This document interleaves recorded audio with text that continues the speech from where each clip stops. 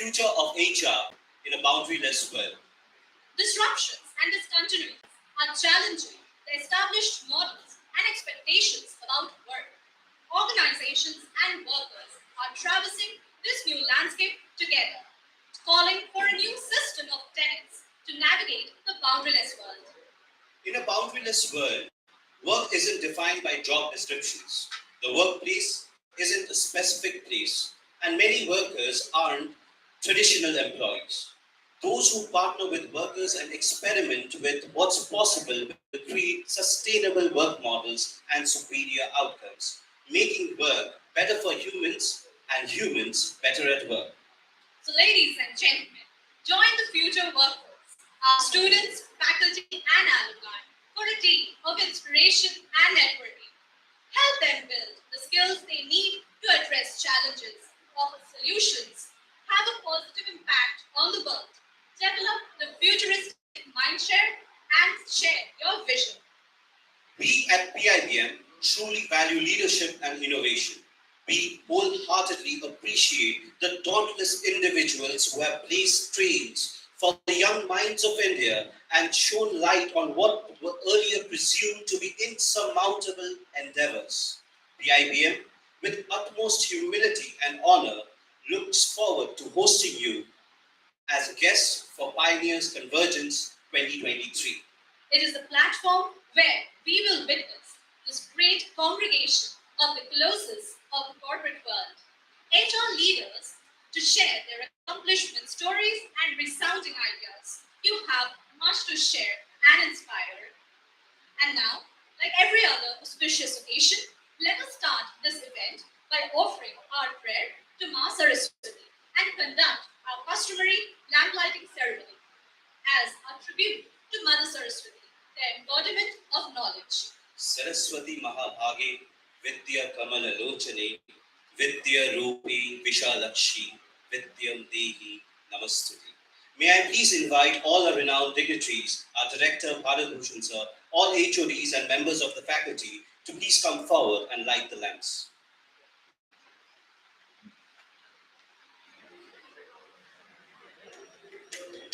Saraswati Mahabhadra Mahamaya Varaprada Shri Prada Padma Nilaya Arnachi Padma Bhakraka Shivanuja Pustakabhram Jnana Mudra Ramakara Kamarupa Mahavidya Mahapataka Nashini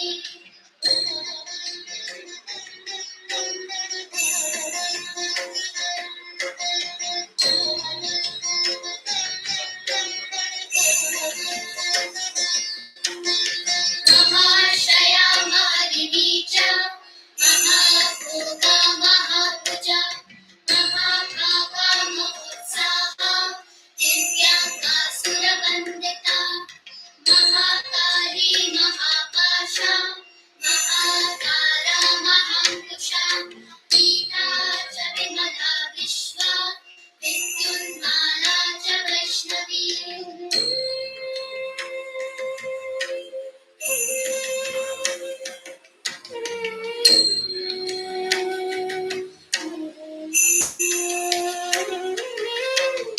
Chandrika Chandravadana Chandralekha Vibhushita Savitri Surasa Devi Divyalankara Bhushita Vagdevi Vasudha Tivra Mahabhadra Mahapala Yogana Bharati Bhama Govinda Gomati Shiva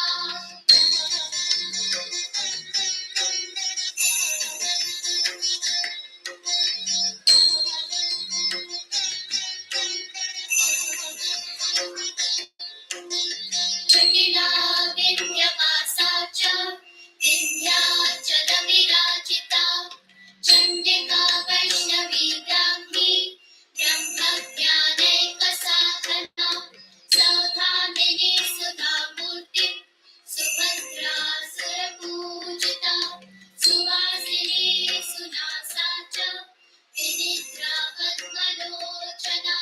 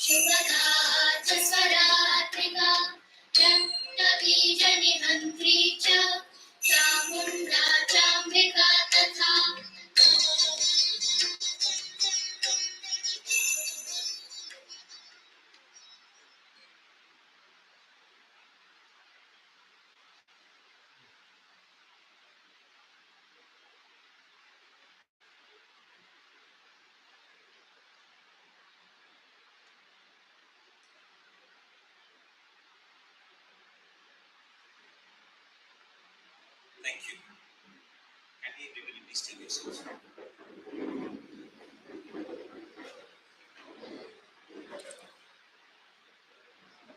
Pune Institute of Business Management is a leading management institute which nurtures and develops young and dignified managers and entrepreneurs. It gives me great pleasure to acknowledge the dynamic leadership of Sri Ramanpreet sir and the humongous efforts of the managing committee members. In front of so many success stories created by PIBM and its founders with their razor-sharp vision, fearless imagination, and smart hard work, this is the right time to have a glance at the milestones achieved by PIBM. So, ladies and gentlemen, keep your eyes on the journey of a magnificent institute. May I request the video to be played, please?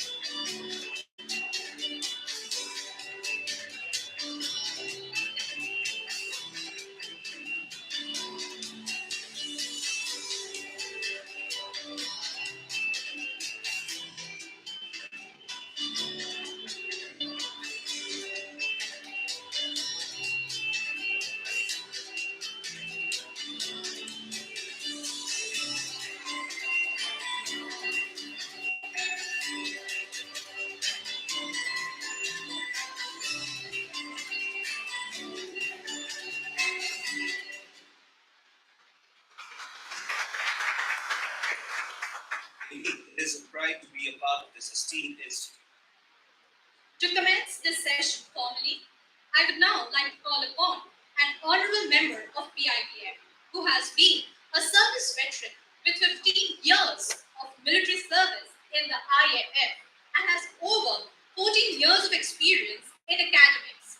Sir is also a trainer, qualified ACE instructor, and author of 3 books, a coach, and a qualified independent director from IICA.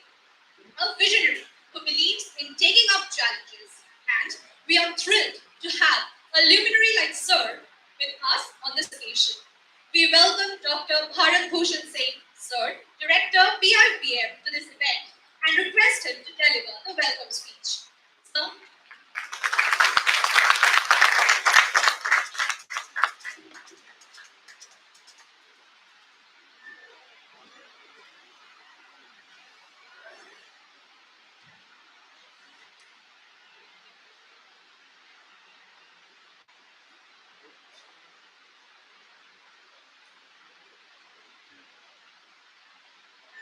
Thank you, Mr. Indriyud and Asmita. Mr. Shashank Jagirdar, Director, HR PIBM, Dr. P. Naresh, Assistant Director PIBM, Dr. Vinay Andre, Associate Professor PIBM, HODs, faculties, Mr. Rajneesh Tomar, Chief Human Resource Officer, Bikanu, Mr. Sunil Naik, Vice President Human Resource, DHL Global Forwarding, India and South Asia, Mr. Tejas Pathak, General Manager, Human Resource, Michelin, faculty members, students, invited guests, and members from press and media. Good afternoon to you all. I, Dr. Bharat Bhushan Singh, Director PIBM, welcome you all to the Pioneer Convergence, our HR conclave today. It is indeed a pleasure to host stalwarts from industry, the eminent HR leaders who are driving the change that is sweeping across all sectors affecting all of us. They are in the seat to handle the tectonic shift that is being witnessed in the organizations today. Be it ever-changing business models, relentless push of technology and digitalization, ever-growing restlessness and aspiration of Generation Z, and ever-tightening compliance norms from the regulators. The plate is truly full. The task is cut out, developing future workforce that can really work. A workforce which can withstand the onslaught of tech push, especially the AI juggernaut. A workforce that can move at a speed in reskilling and upskilling themselves. A workforce which can align their career goals with company's vision, and a workforce that can listen and deliver. Looking at the World Economic Forum reports on future of workforce, way back in 2018, the World Economic Forum reported that by early 2023, more than half of the workforce will require reskilling of at least 100 days of learning, and with rapid urbanization, more than 40% population, which we can refer to as aspirational class, will move to Indian cities for a better future. The World Economic Forum identifies the following top 5 skills for the workforce of 2023 and beyond, and they were estimated for next 2 or 3 years. It was about analytical thinking and innovation, active learning and learning strategies, critical thinking and analysis, creativity, originality, and initiative. But the challenge is how to impart these knowledge to keep the talent pipeline flowing for a billion plus economy which is firing on all cylinders. And when I'm using this term, economy firing on all cylinders, when I woke up today and at 9:15 the Sensex was hitting 62,000. GDP estimates by RBI is at 6.5%, fastest growing major economies. Food grain production this year is record high. That is what is the estimation, 332 million tons against 323 million tons which happened in 2022. PMI index, one of the index which we usually refer to check the health of the economy, it's positive at 55.4. So some of the students, those who want to know further about it, this PMI captures about inventory levels, productions, supplier deliveries, and the employment environment. So it's in positive. So apart from that, when we are talking about developing future workforce, Gartner in its Future of Workforce 23 reports identifies 9 critical areas for HR to look at. It's about quiet quitting and quiet hiring. Gone are the days when we were debating about moonlighting and freelancing and what needs to go forward. Now it's quiet quitting and quiet hiring, providing hybrid flexibility to line staff, especially frontline staff, managing and elevating pressure from managers because today's managers are ideally squeezed between the expectations from the top management and handling Generation Z. Those who are not looking for financial stability, actually they are looking for quality of life. Pursuing non-traditional talents to expand talent pool. Like we are seeing a lot of hiring happening from non-traditional areas, like a guy from psychology joining a software development team, or maybe a history person handling account books. Employees' well-being, particularly mental well-being, that's the challenge. Employee data privacy, because we are listening a lot about chatbot hiring, about AI entering into hiring process, capturing entire information of an employee or the potential employees, and that is where the whole issue of data privacy is being debated. Overcoming biases in recruitment algorithm, because when we are talking about diversity, equity, and inclusiveness, algorithm is failing.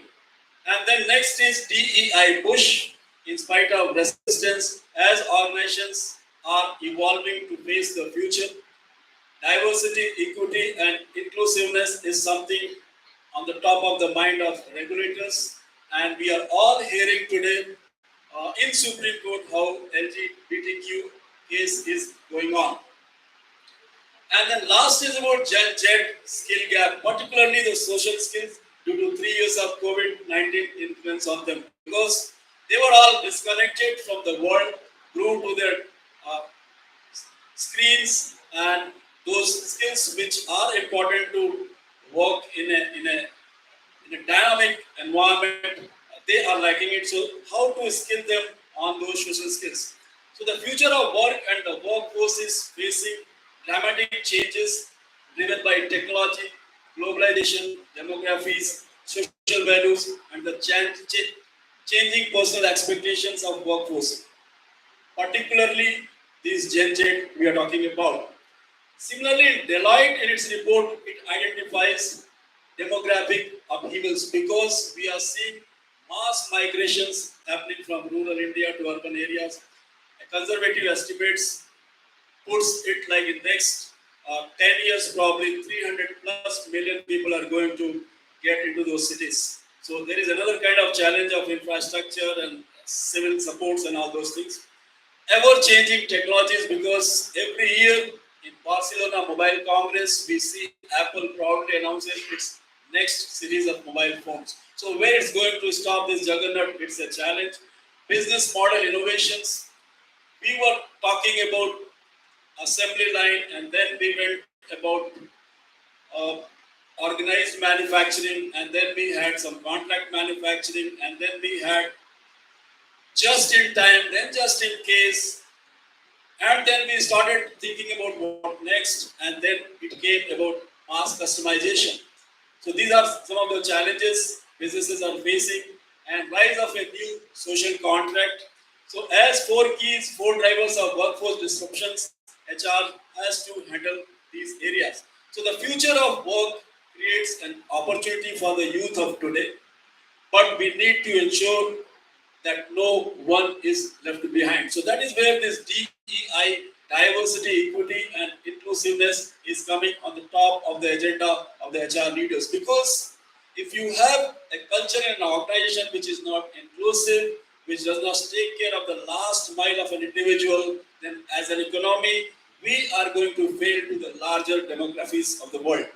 I am sure we will find our answers from the eminent panelists who are here, and we are so fortunate to host them here, and who are going to decode us on developing future workforce and road aheads. So thank you all once again, and I once again welcome all of you. Thank you.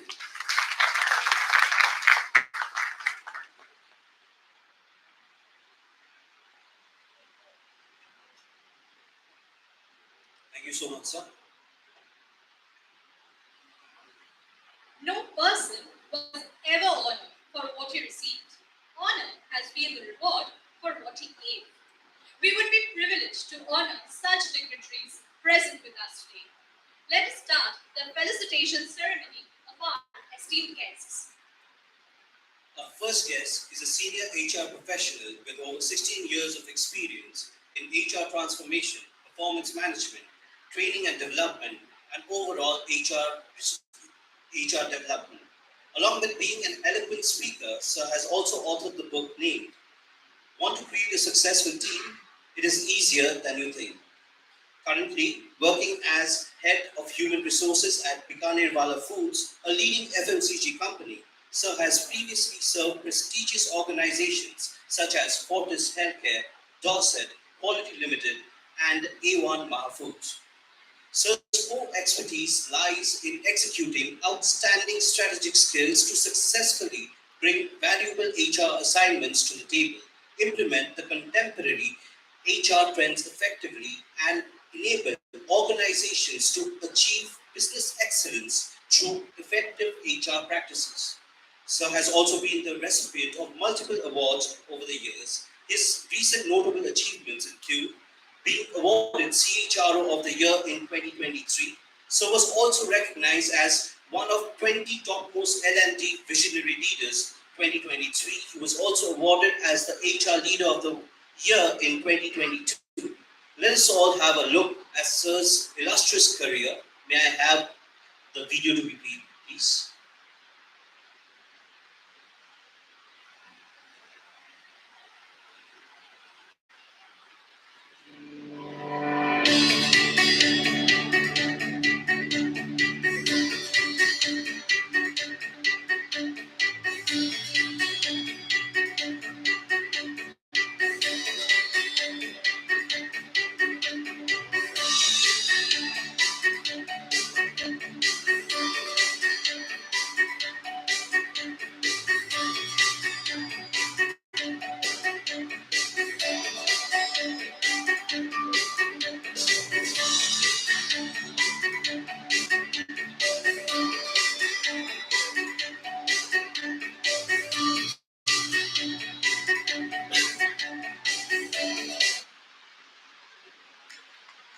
Ladies and gentlemen, with a huge round of applause, please welcome Mr. Rajneesh Kumar. I would request Dr. Vinay Nandre, Associate Professor of Marketing, PIBM, to felicitate Rajneesh sir.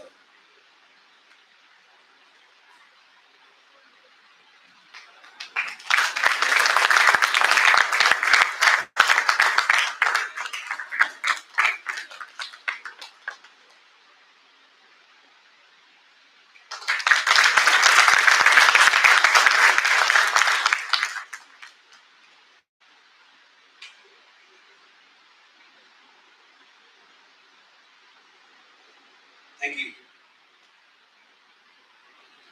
Our next guest is, in his own words, a people explorer and coach who loves making magic happen by working with individuals to support and enable them to become ridiculously good versions of themselves.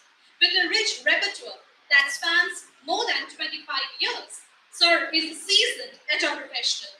He is an alumnus of Accelerator Shaper with a multitude of certifications as such as Senior Profession in Human Resources, Certified International Professional HR, among others.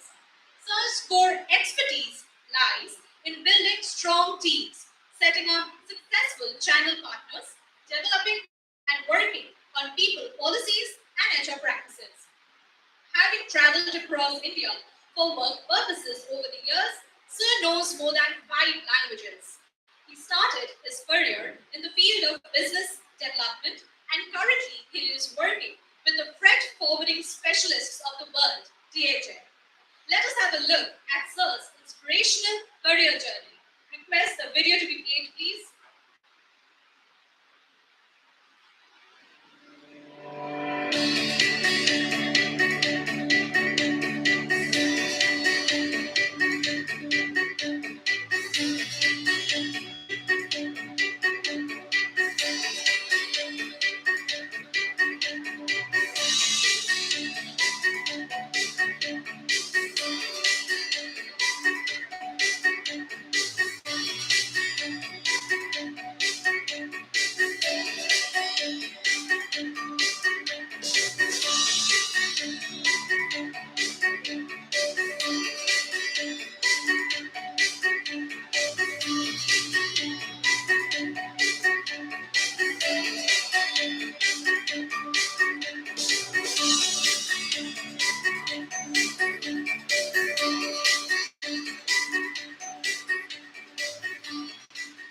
Please welcome Sunil Naik sir with a huge round of applause.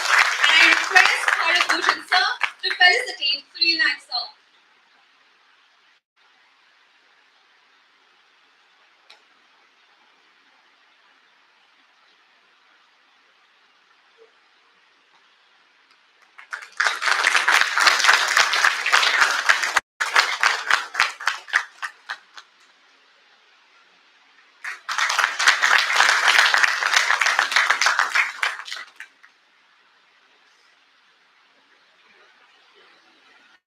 Thank you, Bhushan sir.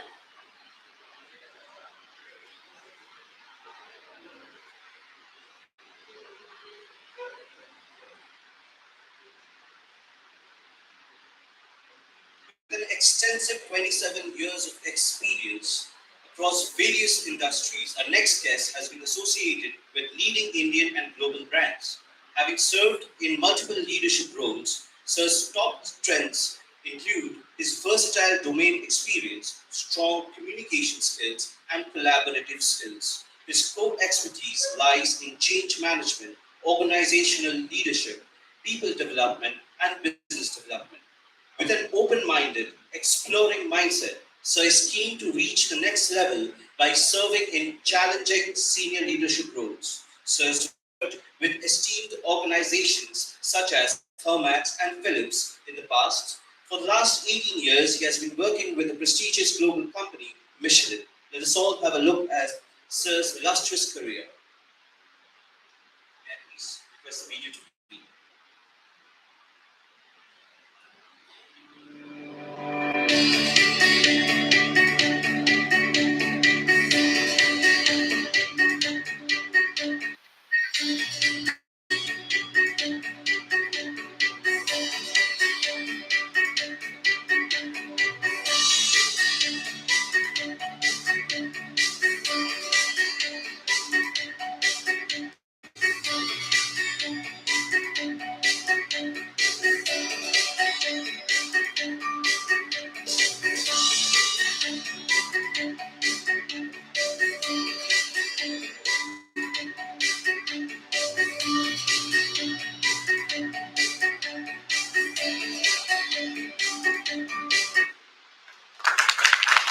With a huge round of applause, we welcome Mr. Tejas Pathak sir.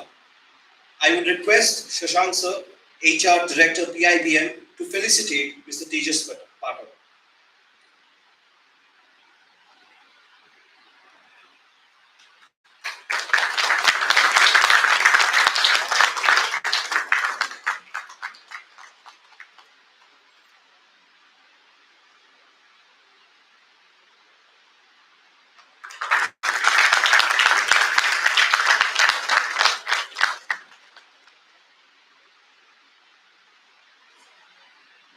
Now,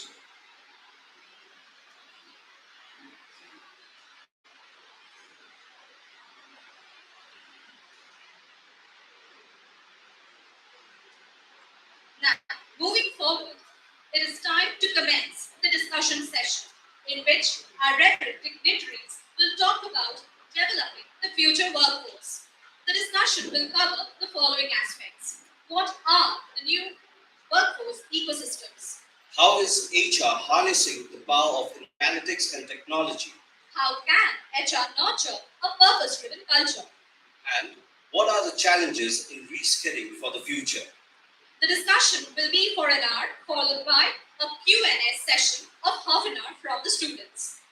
Now, with over 40 years of extensive experience in the field of human resources, Sir's core expertise lies in setting up HR process and HR department in new setups and service industry, supply chain, e-commerce, consumer durable, travel industry, among many others. A motivating leader with effective people skills, Sir has worked with esteemed organizations such as Tata Group, DHL, Onida, Voltas, along with TUI and LBTI inbound and outbound travel companies. Prior to joining PIBM, Shashank Sir has served as a global head HR in DHL Freight Forwarding Service Center. Sir's work experience consists of a perfect blend of experience in manufacturing as well as corporate setup. He has extensively worked in service sectors such as logistics, supply chain, express parcel, airline, travel agency. Sir's core competence lies in the hardcore HR functions such as talent acquisition, talent management, comp and ben, HR policies, industrial relations, labor laws, among others.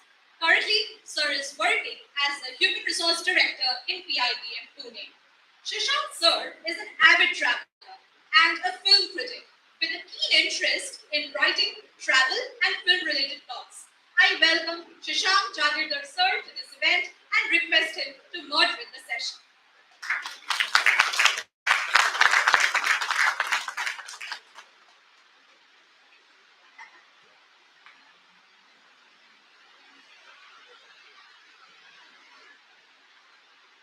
Good afternoon, all of you. On the stage and directors and faculties of the college. As I was looking at the biodata and the details of the colleagues out of the stage, I can see there is 100 years of experience on the stage in HR, where you will be benefited with a lot of knowledge and content. You are free to ask questions at the end. The topic is already announced. We will go by one asking questions and detail the process. So I will not waste more time because a lot of things are talked about us. And just don't go by what years I have done in HR, because I was born in 1961. That's the reason. There's no other reason I don't count that. PIBM is kind enough to get back to me at the age of 62 years after 10 years of support in this college. However, it's great. So let us start without wasting time, because we have 1 hour and 15 hours question and answer session. Now it's 12:30 and to end at 1:45.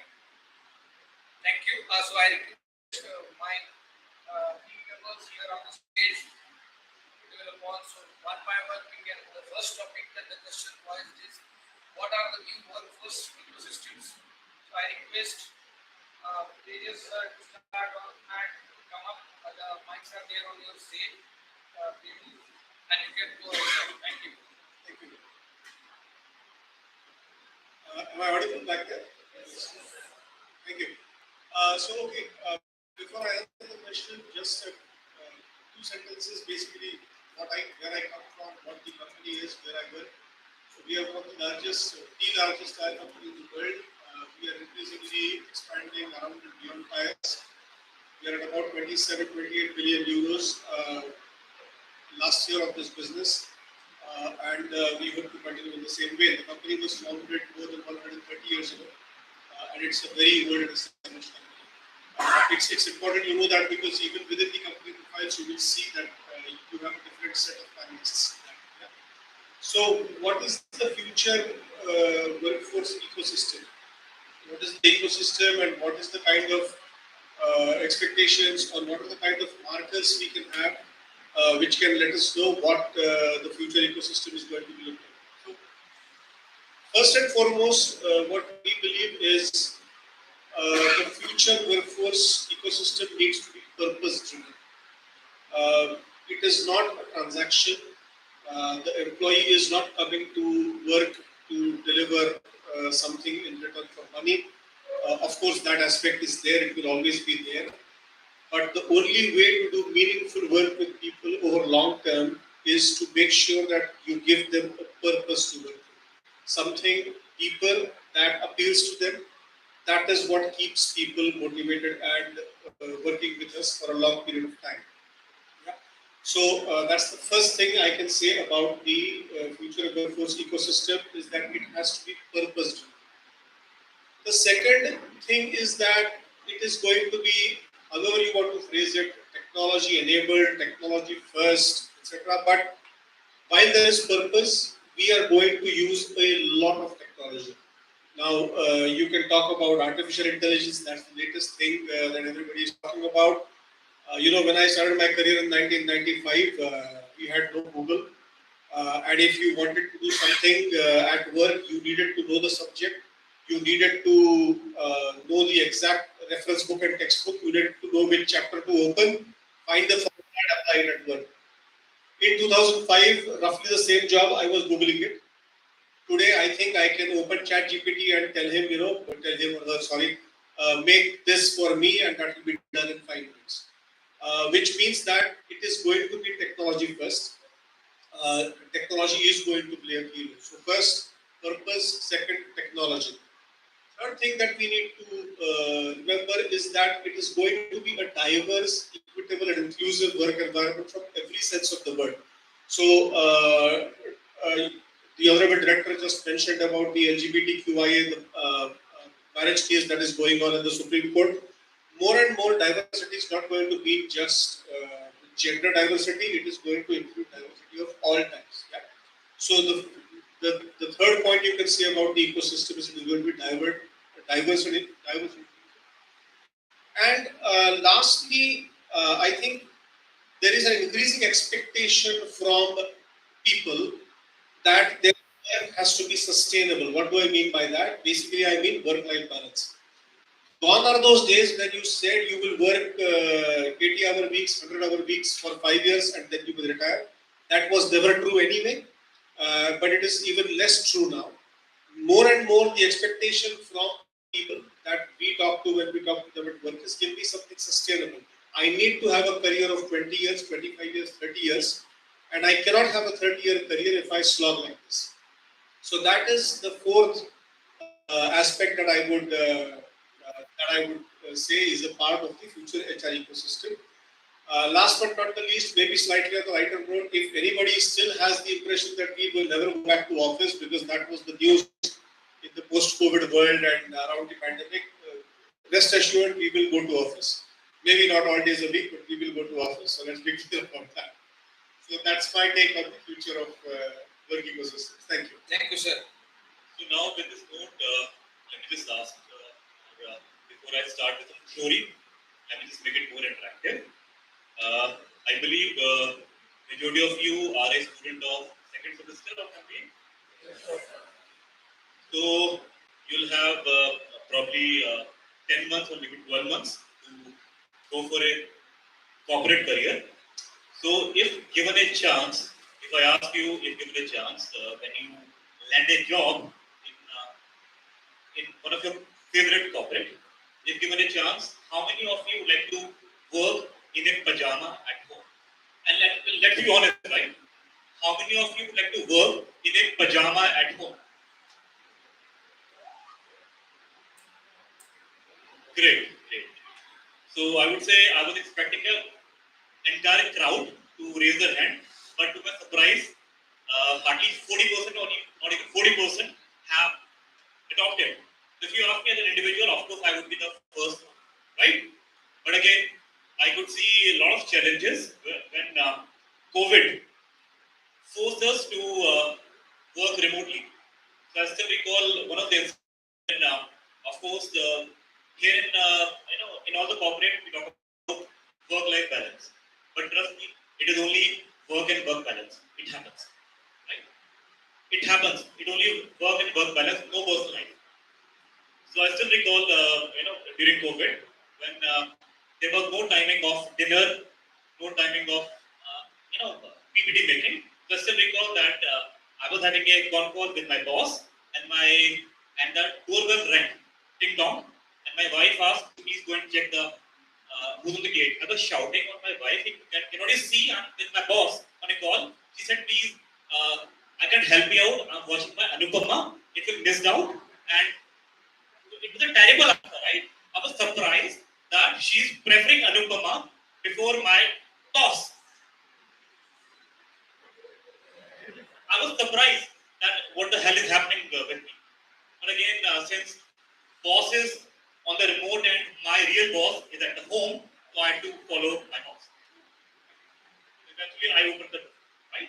So it taught me a lesson that how much happy I feel being at home, working pajama, t-shirt. But trust me, life is all there in the office. So if I talk about the ecosystem of the future workspace, it is a distributed workforce. So if I say distributed, it is the remote, hybrid. So no matter what part of world you are in, you are hired by the company. In fact, there is a lot of debate that people say, or of course, I would say, as a job holder, right? People say that is one of the preferred option to work in any organization because you no need to go, you no need to leave your parents being in Kolkata, you no need to shift to Delhi or in metro. So being at your comfort, you can get a job, right? And moreover, as an employer, you no need to have a facility, have a multi-story building, paying rent, paying a per seating fee to the landlord, and you can have a person hired. And trust me, none of this work. Companies, in fact, people challenge that remote workplace is feasible in IT. Trust me, even Microsoft says it doesn't work. It doesn't work. What we get to see in newspaper or maybe the E&Y reports, trust me, all these E&Y reports are made in the AC gimmicks. So I really do not trust all these E&Y reports. Thank you, sir, for a very frank opinion. And I see a good smile on the face when you say he's working from home in pajamas and all. But I fully agree with you because when we talk about the industry, IT industry is not even 3 to 5% of employees in India or world.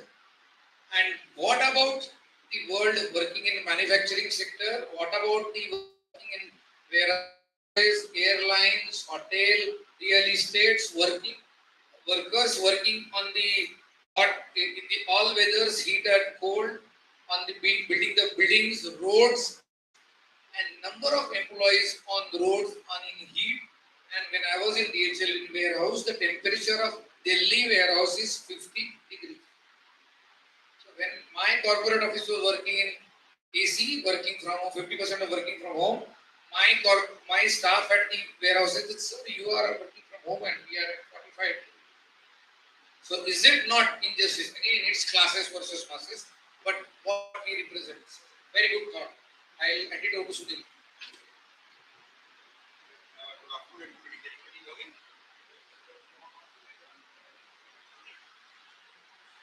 Can you hear me now? All right. Good afternoon. My name is Sudhir Nayak. I come from DHL Global Forwarding. It's coincidental that we're sitting like this. We started off with Aegis, who comes in from what I believe is more prone towards manufacturing. And I've got Steve, who comes from somebody who is more in the B2C space, right? Somebody who is working in a maybe your quintessential services kind of a space. And I come in a place which is in between. Right? I think Shashank, you stole my thunder, right? When you said that when you are actually going ahead and working in the hot sun, if there is a role, for example, we work in actually moving stuff, moving material from one place to another, and it goes through an airport, a seaport, somebody has to load the container. Unfortunately, I can't have that person working from home. That person has to work there, and he has to wear his safety shoes, his helmet, his hazmat vest, and work. Now, the challenge that we are facing is that our generation, that is, when you talk about, let me not name anybody else, when you talk about me, all right, I come from a generation which, very much like what Tejas had mentioned, started off in a different world. Right? So for me, when I speak about work, for me work is in office.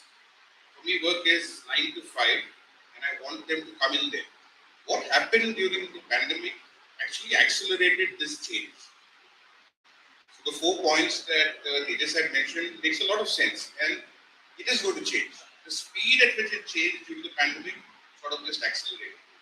If you had asked me or any of my managers in 2019 to foresee that 50% of your people working on operations at the back office could work from Himachal Pradesh, from Ranchi, and not at the corporate office or at the station in Delhi, I could guarantee you that everybody would have said, no, it doesn't work. Systems won't support, we can't handle it. But then COVID happened. And post-COVID, that shift has happened.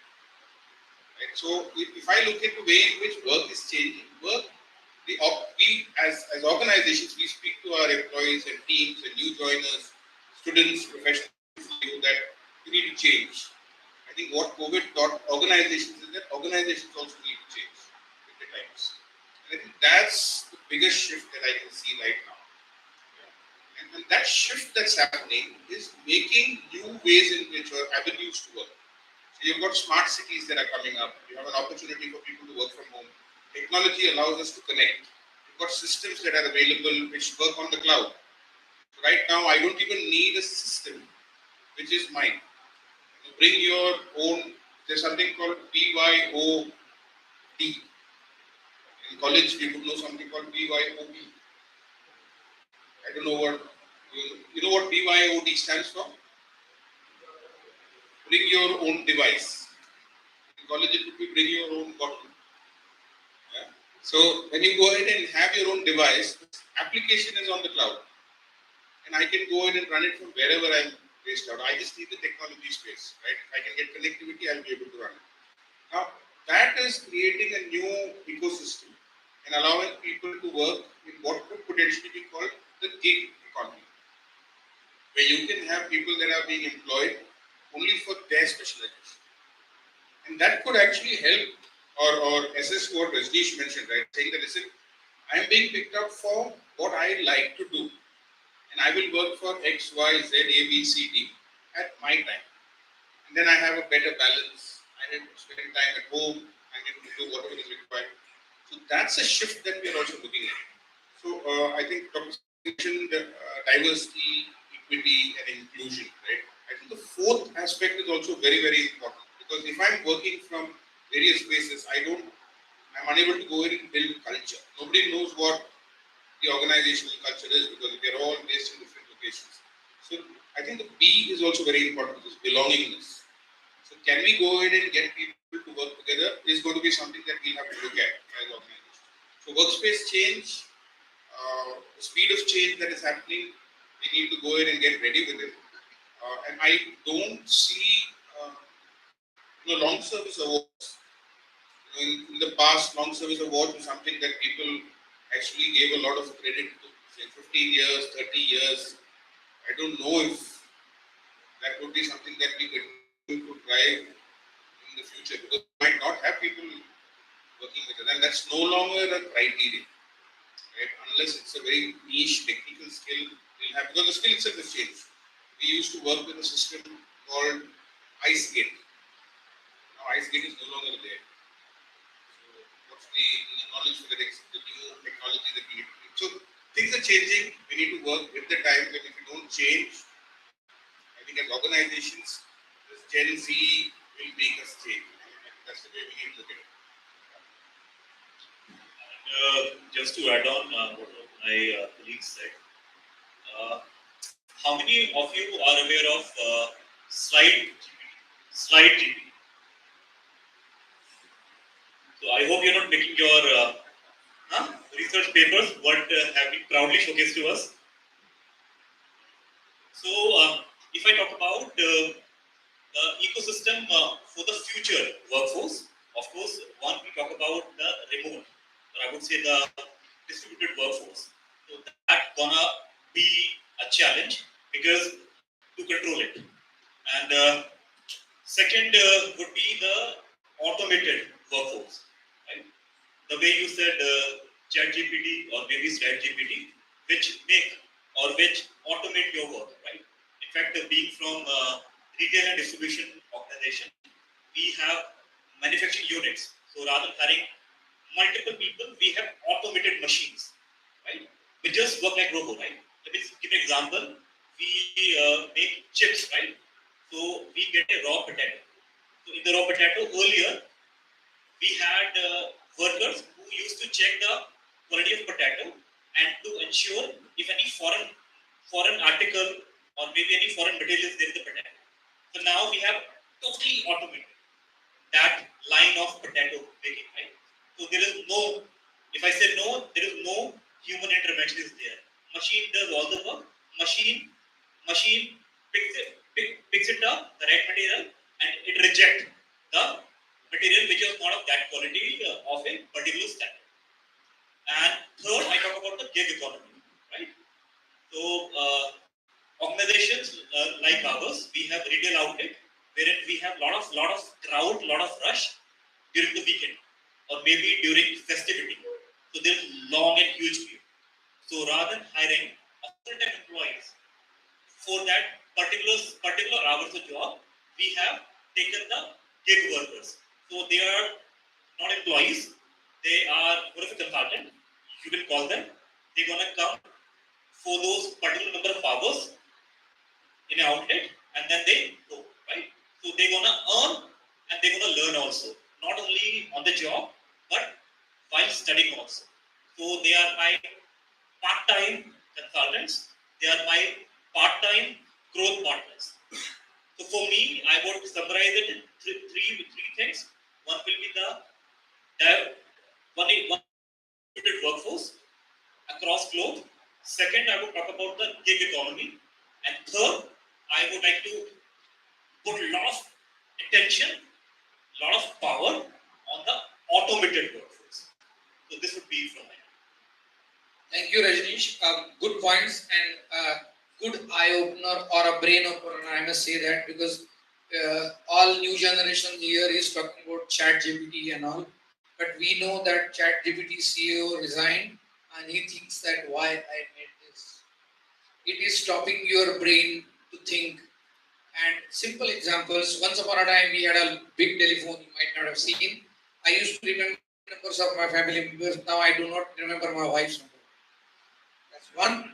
Second thing, earlier we had only a radio which tells you, we used to imagine that cricket ball is on the boundary line, Dhoni is running and a squat. So my imagination was going on. Now on TV is still called as an idiot box. So I do not want to go to that extent, but as a young generation, think about it. Think about it that all this technology which will be of next generation, next 25 years, we will take world in a big way, but use technology to an extent.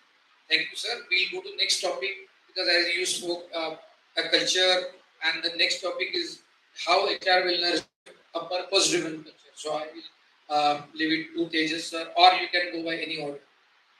Okay, so I can start. So purpose-driven culture, how does HR focus on it? The way we see it is every employee, when they join us, they go through a journey. Yeah, so you are recruited, you are onboarded, you are possibly trained for the job that you are supposed to do.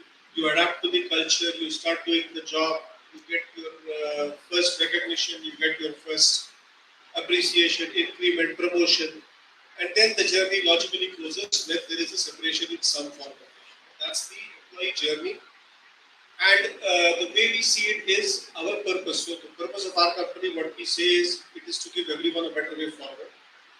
And therefore, at every stage of this employee journey, we need to be constantly thinking in terms of what is the better way forward for this situation, what is the better way forward for the employee right now.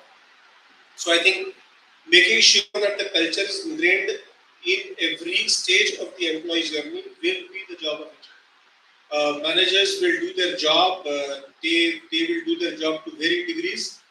But if you depend on culture for somebody and making sure that culture becomes a part of the conversation with the employee at every stage of his journey, his or her journey in the company, then it is HR who has to do that. That's the first point.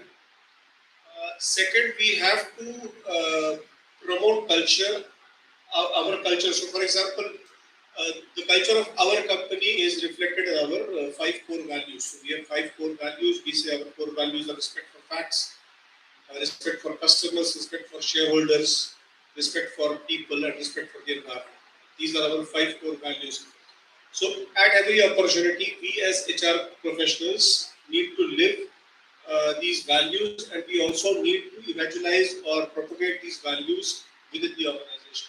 So, that is where I see the role of HR for a purpose-driven culture. A slight side note, a lot has been said about the gig economy. In fact, at Michelin, we experimented 2 years ago, and the experiment seems to have gone well. Within our HR system, we created the possibility for managers to create gigs, and we actually have at least 10% of our workforce working on internal gigs within the company. Obviously, there is not much monetary reward there, but suppose the marketing manager says, I need to build a communication plan for this product that I'm launching, and he launches a gig. You will have some people with marketing communication expertise who will chip into that gig. They add it to their internal profile saying, I've done this too, and that is how it helps their career. So that's an interesting side note, but coming back to the point, it is absolutely the core job of HR to make sure that we stand for the values and culture of the company, because nobody else will do it like we do. Thank you. Thank you, sir. And I would like to add with this statement. I could see all of you are here in humid, or I would say fans are there.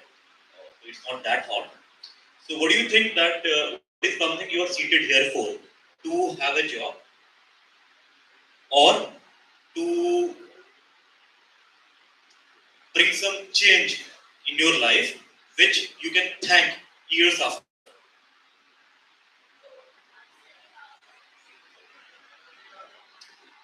So I would say, with the context of future workforce, every company, they have to define and communicate the objective of the company. That is the foremost thing what organization need to communicate to every person down the line. If people get to feel that yes, they are working for something bigger than themselves, trust me, it will be all game changer. If I talk about my organization, we proudly have an objective to make that ages-old cuisine, ages-old taste of India to be spread globally. So that's the objective, that's a purpose what we have infused in every individual. We have communicated that yes, people do not work for money, right? Of course, money is a need, and I'll not deny it. But yes, what is the why? What is the purpose? What make them to come to work every single day? So if company can communicate, if company can connect people with that single most purpose of the organization, trust me, people will be a part of the objective, not will work for the objective. They will be part of the objective. And second and foremost thing I talk about, the purpose of belonging with the organization. I would say there are lakhs of MBA institutes are there across India. Across India are there. I cannot even count the numbers. Right? But it's up to the college to the institute, how they can make you belong to the curriculum, to the person they want you to be, right? You all are here paying a fees to the institute, but again, their purpose is not to enroll you in the program. Their purpose is to make you a leader, a future leader, wherein you can proudly say that yes, you have been trained, what all values you have, it has been taught by people like him, right? So the culture of belonging, that is something companies are working powerfully upon, making people feel connected, that yes, they are showing the desired behavior, which is connected with the purpose of the company. They are being appreciated, they are being rewarded, right? Because if you exhibit those behaviors, right, that become antecedent for other people, that become a trigger for other people to show that behavior, which is connected with the purpose of the organization. Well said, sir. As I understand from you, your talk, that basically you are looking for belonging and creating leaders. That's, I must say that this institute has a basic motto of creating leaders. And when I say that, and I ask HR fraternity, when I ask them that who wants to become head HR, so I see how many hands. Who wants to become head HR? Can you raise hands? Or any other marketing or finance heads? Well, how many of you think that you can become CEOs? Wow, that's a good number. I must say I'm impressed. Wow. Yes, because really this is a thinking towards leadership. Because when you say that you want to come out of HR and you want to become CEO, you need to understand the company. I have seen my team members earlier. He joined as HR payroll clerk and now he's a global compliance auditor. I've seen a person join in a parcel industry, started as a career as a courier boy. He is a transport head in a multinational. So that is CEO. Thank you very much for a good response. I'll leave it to transport it soon. Two things that I'd like to mention. One, there's a very famous quote which says, "Culture eats strategy for breakfast." Right? So, if you look at an organization, you join an organization that is successful. I want to be successful. I want the organization to be successful. Right? We're always looking at what the organization is doing, what their plans are for the next 5 years, what are their plans for the next 10 years, how are they planning their growth strategy, and so on and so forth. Normally, these strategies, if you look at it, are driven by people. And everything else is more or less constant. Material, machine, money, available. Any organization can get it. In spite of that, there are some organizations that really succeed. There are some organizations that, in spite of the best plans, cannot succeed.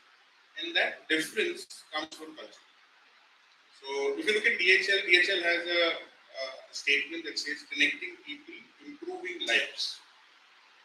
That's it. That's what we mentioned. And it's something that's very simple. I like the way in which you mentioned, saying that, we need to ensure that we go in and move forward, right? Moving people forward. That's the way it is coming out, isn't it? It's something that you do, making Indian food global, right? Something that's simple, easy for people to understand. And how do I imbibe that culture in people? So how do I connect with whatever I do? When I say connecting people and improving lives, am I connecting people in different ecosystems? As logisticians, I open up a market for people to sell. I give opportunities for new people to work in logistics in various cities or countries.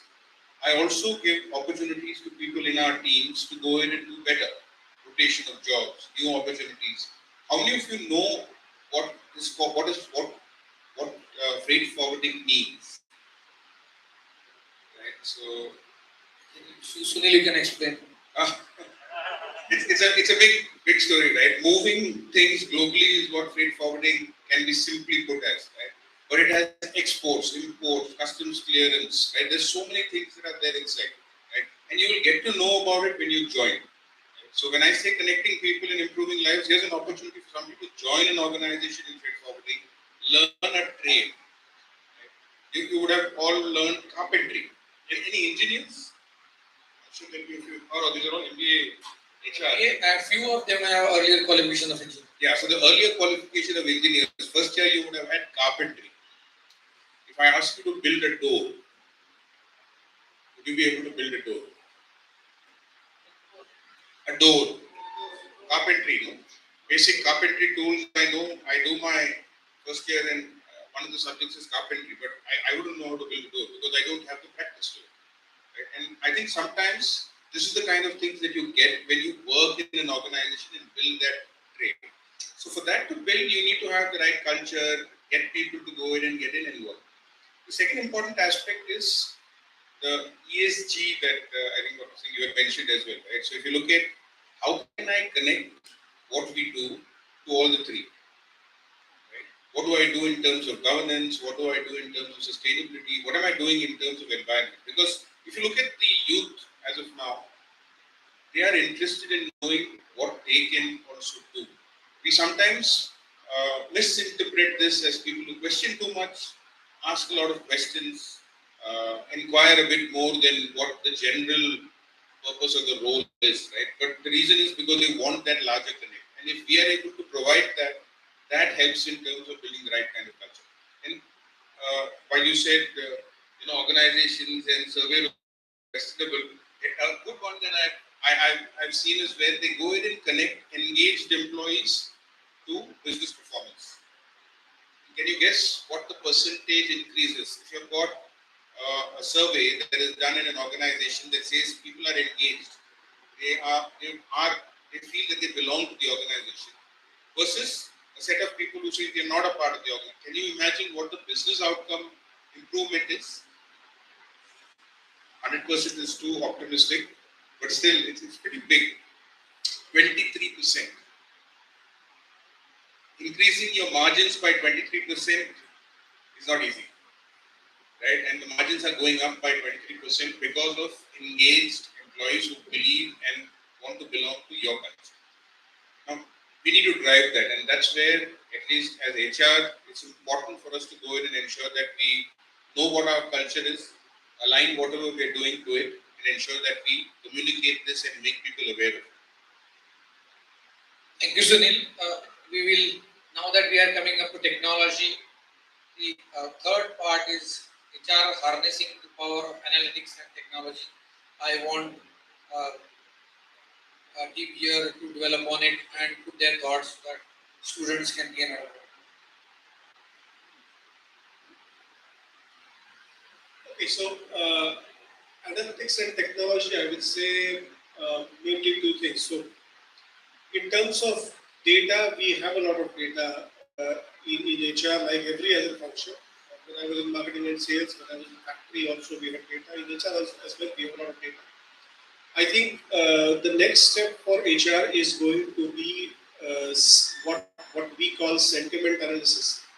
So you have a lot of survey, you have a lot of verbatims that you get, you have a lot of data that you get. How are you going to use all that to analyze the sentiment of the workforce?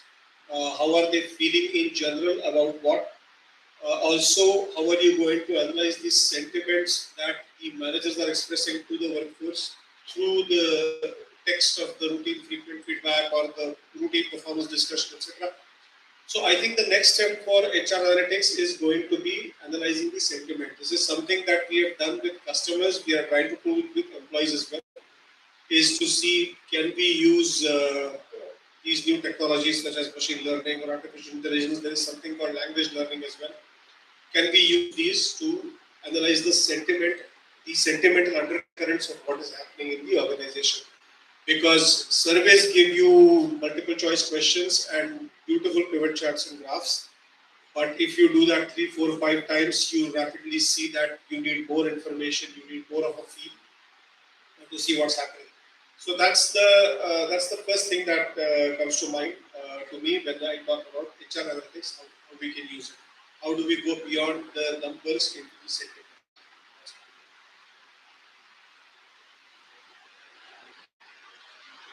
We get to hear data all across. When we say data is a new oil, or I would say it is oil, right? So in context of our organization, we have analyzed the workforce data last quarter, and of course we got to see a lot of insight from the data. And one of the insight we got to see, of course, which make us to be more aware. We got to see something which we never noticed. We got to see those individuals who were having a regular performance feedback with their managers. They have high job satisfaction.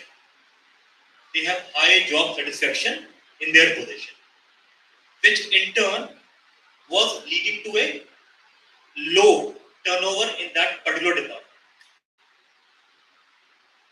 So with this insight, with this data decision making, we have moved our PMS to CPMS. So CPMS, of course, PMS we all are aware. It is performance management system, and from PMS we have moved to CPMS, that is continuous performance management system. And I would say that, of course, being a Indian FMCG companies, we are not we are not PepsiCo, we are not Unilever. So of course, we do a lot of creativity. So thanks to the era of Google Workspace, I hope you all are aware about Google Workspace. Great. So with the help of Google Workspace, we have made this PMS to CPMS, wherein we have Google Sheets available, right?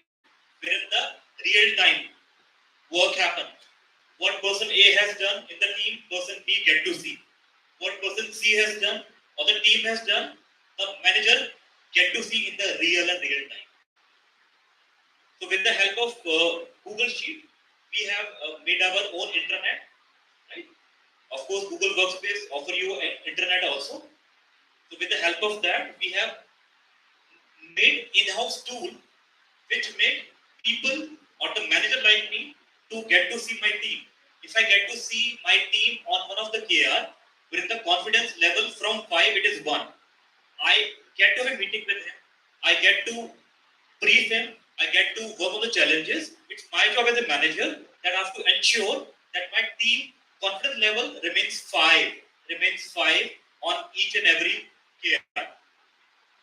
So with the help of data, right? With the help of data decision making, companies are really encashing the things, really in the game altogether with the data only. And moreover, not only that, even in the recruitment, right? We got to see that people who have been referred by the employees, they have high retention in the company. Not only high retention, they are falling into the slab of performers. So we got to see this insight. We have made our incentives more high. We wanted our people to be encouraged more and more to refer us the skilled people, right? So of course, if they refer, of course, they gonna refer somebody whom they know personally, because their credibility comes to stay if they're referring to somebody. So data is something which help us to take decision further, which will help in the overall process. And moreover, HR, of course, being in HR, trust me, I'm the happiest person in my company now. From the era when we used to take out all the papers for the quarter performance, I wanted to get to all the insight. It is all their managers, they do it. I only supervise IT and HR. They ensure what and further things can be added on in that HR automation. And moreover, not only that, we have close to 1,500 sales people who are on the field. They go to the counter, they sell chips, they sell bhujia, right? So it becomes very difficult for HR to connect with those people, right? Because if you're in finance, you're in HR, or maybe you're in production at plant, you're under the roof. So you can connect with the HR, maybe by phone, or maybe HR makes the round on the floor, connect with the people. So it was a challenge for us how to be connected with those people who are in the field. In the field, if I talk about somebody is in Maharashtra, somebody is in Bangalore, somebody is in Delhi, or somebody is in the interior part of a village. So we have a sales field force application wherein we have connected a tab called Happy to Help. So that's a tab for HR. They no need to go to their supervisor. They no need to give a call. They just have to raise a ticket on Happy to Help. And on the back end, it's my team. They have a timeline within 48 hours. So we have told them, just like LG customer care or maybe like DHL customer care, the way you get a customer query, you just have to jump and resolve it, right? So with this Happy to Help tool, we have been drastically, downsize the numbers. If I talk about the data, what we had last year, we received close to 2,000 grievances on that application, and from this 2,000, we have come to 40% now, which is 800, and that is the automation, that analytics making the HR job easy. If our job is easy now, we can concentrate on the strategic assignment. We can concentrate on how and what we can do to make you people more capable, more productive, rather than being engaged into that day-to-day routine things.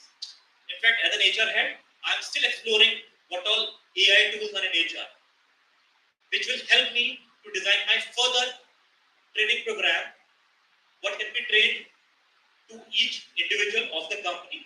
Once you become trained, you become not only more productive, but you become more encouraged, more inspired, not only in the professional life, but in personal life as well.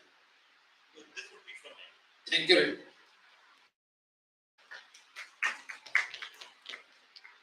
So 2 points that I'd like to make. One, any automation or digitization will lead to simplification. It's something that helps in terms of simplifying work. Whatever we do, if we are able to go about freeing a lot of time, like you mentioned, it allows you to go in and specialize or provide your core expertise rather than making data entry, sifting through the same numbers again and again. So just taking sort of a segue into what you mentioned, Rajneesh, we have an HR bot. Because what we realized was that out of those 2,000 odd queries that they would have got, almost close to 1,600 would be very simple, repeated queries. So, for example, what are my leave rules? Where do I apply for leave? My attendance has a challenge. Now, if you can use machine learning to go in and create a bot that can respond to this with an X number of answers that are already provided, it takes care of 80% of the time. Then the balance 20, each time they ask and it is not answered by the standard query, it gets escalated to an HR. The HR puts the response in and your tool or the bot becomes more and more powerful. So right now, in the last year, we've actually launched a bot called HR Boolean, working on the play Boolean. We've got them to go in and respond, and we've got now almost close to 18 to 19,000 lines of query answers that are allowing us to take care of almost 90% of the queries. So this allows people to feel more happy because I get a very clear tact for response. And if it is not being responded, it goes up to the next, it escalates up to the next level and it gets responded to. And second, people are comfortable working with technology. I think that's something that we tend to sometimes believe, as HR, how much of technology can we put in, that people connect is important. Yes, people connect is important. But if you can simplify many of your routine administrative tasks, that allows you to connect to the right set of people, allows you to spend time in the right place. The second important aspect that I want to speak about was we have lead indicators and lag indicators. That is something that you do after the event. So I currently analyze a lot of my attrition. The person has left. I can't do anything with it. Now, can I prevent the person from leaving? If I can, that is predictive analytics. And we need to use data for predictive analytics. How can I start working on the data that gives out some red flag? Maybe people are not onto the system. They are not going ahead and responding to a survey. They have not filled in their responses for performance management on time. This should automatically get collated and it can come up and say, hey, listen, as HR, you need to speak to this person and connect and find out what's happening. Why is this person who used to normally do it on time suddenly, why is his responses dropped? Now that's predictive analytics. That's something where we see data-driven technology really helping. The second important aspect in L&D is in augmented reality. So assuming you want to get trained, right? And we have got stores, we have got warehouses where things are kept, where I don't know what this product is. And I need to go ahead and check for all the data. So you've got augmented reality goggles that you wear, and you go ahead and just point at it. It will tell you exactly what the product is, which is the SKU number, does it need to be used. Suddenly I'm using this for training. I'm using this to train people in real time so that they are able to go ahead and benefit from it rather than again a technology aspect.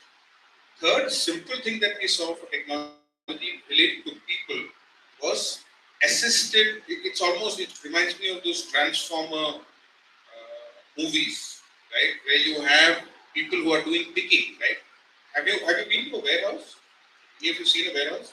In a warehouse, there's a lot of physical labor. I need to pick down, pick something up, put it into a bin. I need to go back. My back and my legs really start paining after a while. And they normally work for long hours. 4 hours, 6 hours are their timings, right? Now, if you are able to give them something called an exoskeleton, an exoskeleton actually assists them to go ahead and pick without straining their back. Suddenly now you're actually improving service levels, you're improving, reducing fatigue for the person, and the employee starts feeling happier. Yeah. So technology and ability to handle from a data aspect is very, very important. Plus, even other aspects also I see technology really helping us to go and simplify and free up a lot of time. Thank you, Sunil, for data, all of you for supporting data and importance of data, how it works. I remember a strong punchline from my boss that he says that we believe on God, but we trust data. And today, I have picked up this India Today, 15th May issue. There is a story on digital detox. There is a village in Maharashtra. They have started digital detox from 7 p.m. to 8:30 p.m. That village goes on a siren, all lanes of the village, and nobody is allowed or supposed to use mobile and TV. What a great thing in India, in a small village near Satara in Maharashtra. We must clap for such initiatives. Amazing. What is thinking about digital detox, digitalized world? That's great. So we will move on to our next topic, which is challenges in reskilling for the future. Challenges in reskilling for the future, I think there are, at a very high level, I'll say first, it is always a challenge to make people want to reskill. I think that is a challenge that doesn't get talked about very much, but it's a real challenge in the sense that making people want to reskill is a challenge, and it can only be done by explaining to the person why that reskilling is needed. I like to talk about this story which I read recently.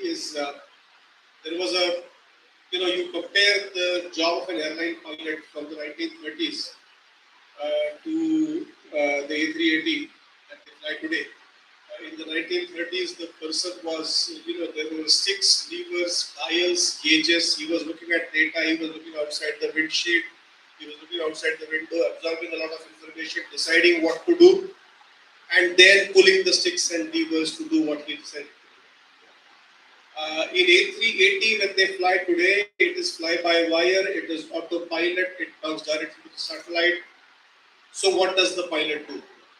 And there was a Sri Lankan pilot who was working as a captain of an A380 for Emirates. And in one of the conferences that I attended in my aircraft time marketing days, I I met him and I asked him about, so we got talking. And he said, last month I was flying from somewhere to Dubai, coming back to Dubai, and I had a medical case on board. And when I had that medical case on board, I needed to change my flight plan, go somewhere else, tell them to get an ambulance, offload the passenger, all the while. So, in fact, the plane was being flown, but what was the airline pilot doing? If you compare the airline pilot of 2015 to the airline pilot of 1930, this airline pilot, because technology had taken over the core functional tasks, he was really focused on behavioral skills. He was communicating, he was pacifying his passengers, he was instructing his cabin crew. He was not calculating the extra fuel that would be needed. That was either being done by the co-pilot or the computer. But he was managing the situation. So in fact, the skills he was using were what we can call soft skills or behavioral skills. He was talking to people. Now imagine asking a person who is operating sticks and levers today to be that A380 pilot tomorrow. And that's the challenge in reskilling, because this change happened over 70 years. Today it is happening in 1 year. Okay, the pace at which technology is changing. So I think that's the fundamental challenge that we often face, is that making people want to reskill. And the second is, because technology is doing a lot of the functional tasks increasingly, really the reskilling that you need to do is behavioral, it is mindset, it is skilling on things like initiative. It is telling people we should not just stick to the job description. Sometimes you need to step out. Yeah? Those are the kind of skills that we are training, and those skills are, let's face it, harder to learn than, I would say, even flying a plane.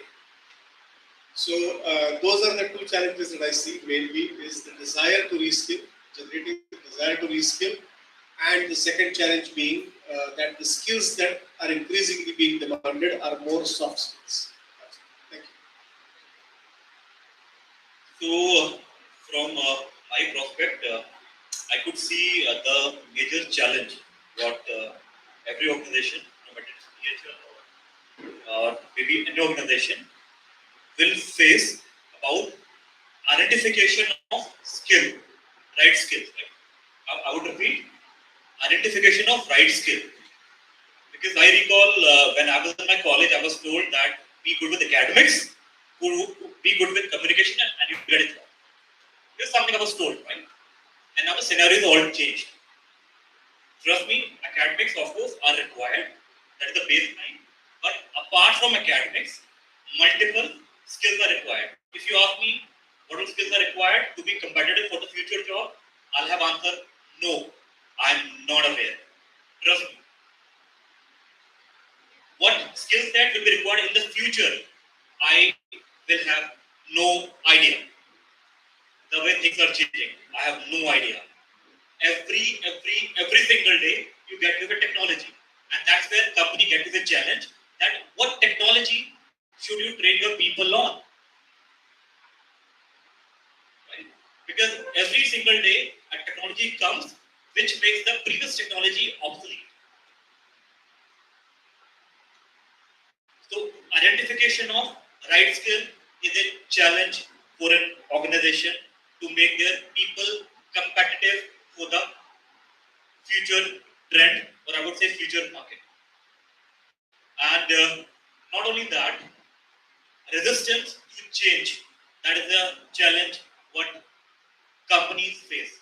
How many of you have been to a code, I would say civil code? How many of you been a civil code? Have you got to see a person who's typing on a typewriter, making that paper out, right?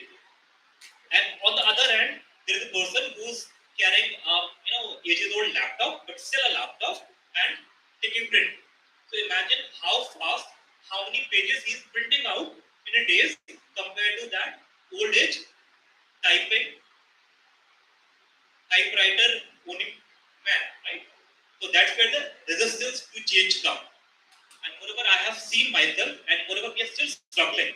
I still recall 6 months back, when we discontinued Excel, there was a lot of hangama happened on the floor. If you trust me, multiple people with the I would say support of manager, they went off the work.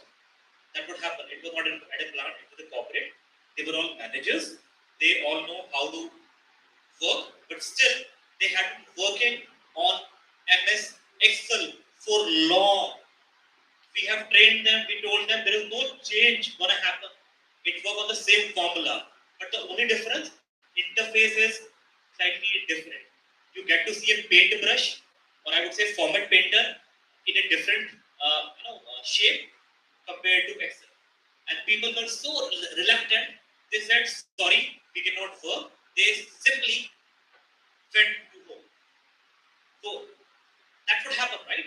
Whenever company want to bring up new technology, for the sake of people, right? It was not for the sake of employer come afterward. We wanted people life to be made easy. Rather than having emails in their box every single day, why can't we work on the real-time data? Right? So, of course, our intention was right, but people have a reluctance to change. That's where we have a real challenge, right? And moreover, that would a challenge, of course, even any society also, right? You get to see on the posters, Swachh Bharat. We get to see. And trust me, how many of us actually follow that, right? We get to see, we get to have a driving license. We appear a test. It is mentioned that red light means no,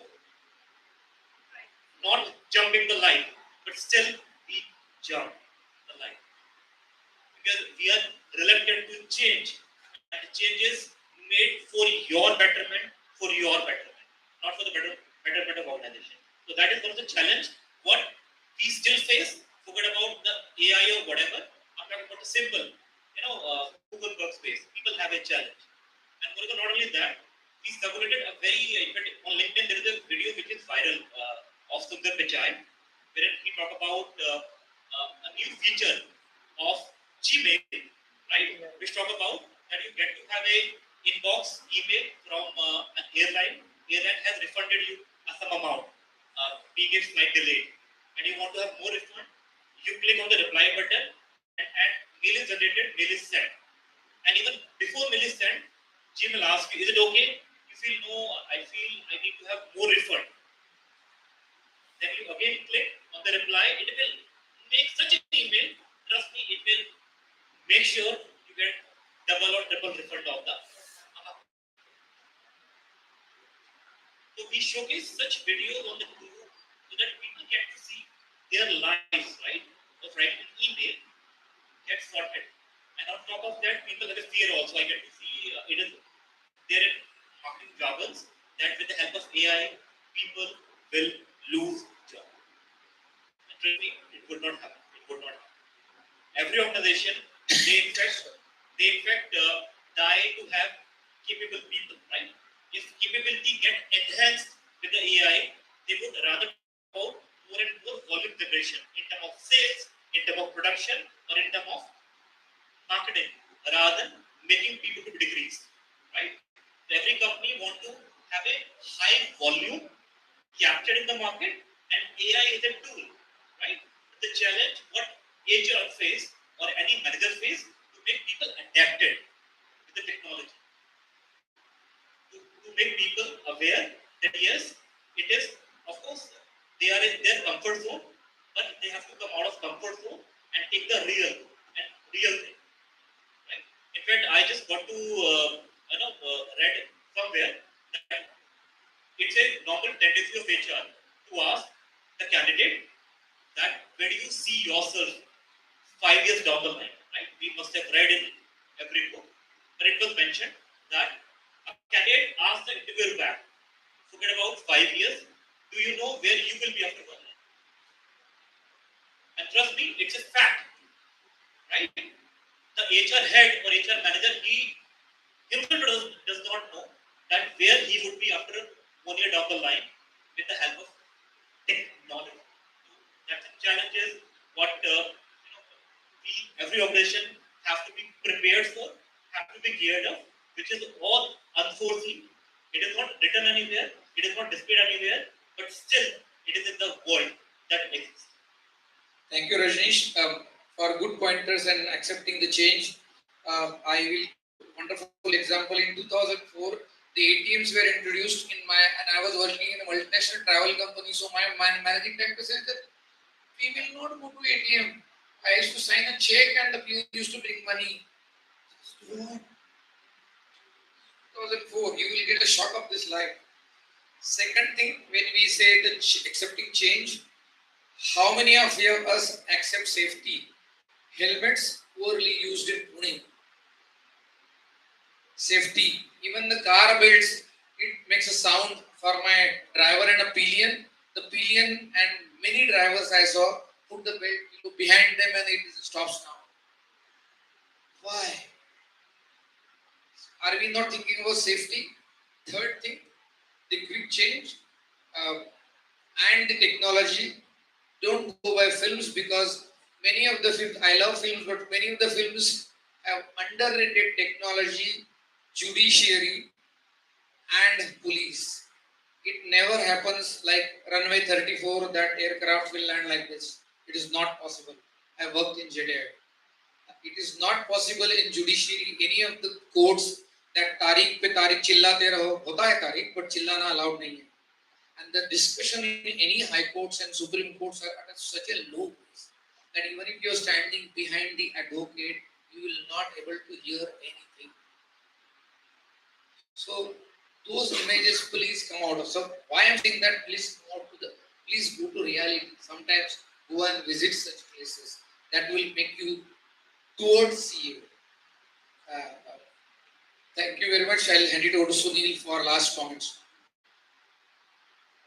The need to reskill, I think, is not just with the organizations. I think it's something that is as relevant to the professionals of today, the institutions as well. Because if you look at what is being provided, I saw a very interesting article about employability.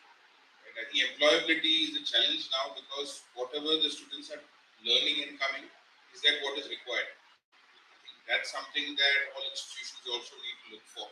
Because if you can provide the right inputs, then the skill sets become relevant. And that is where you need that interaction between corporates and institutions and organizations, etc., where we can actually understand what will work. The second part is that I also heard Dr. Singh mentioning how in 2023 you will have a lot of jobs that get moved out. And I think it's true, right? When we speak about AI taking away a lot of jobs, they will. But what's the difference is that is the jobs that were relevant 10 years back. Now those jobs are going to go. Now if I believe that I'm going to continue to do the same thing that I did 10 years back, that's not working. So we have got container yards, right? So there is a job where a person on a cycle used to go around, draw a grid on a paper and mark out which container was in which grid. That job is gone. And it's been replaced by RFID trackers. Now, will I get that same job? No. So my skill that I required was to go ahead and know how to write and know how to cycle. Now, if I don't reskill and I assume that I'm going to get a job with the same knowledge of riding a cycle and drawing on a piece of paper, then I'm fooling myself. So I think that's what we need to know. What is required in the new age is what we need to start looking at, and we need to start learning about it. And Rajneesh, you're absolutely right. We don't know what's coming, so we need to keep on learning. So I think this age of saying, listen, I'm not going to learn anymore is gone.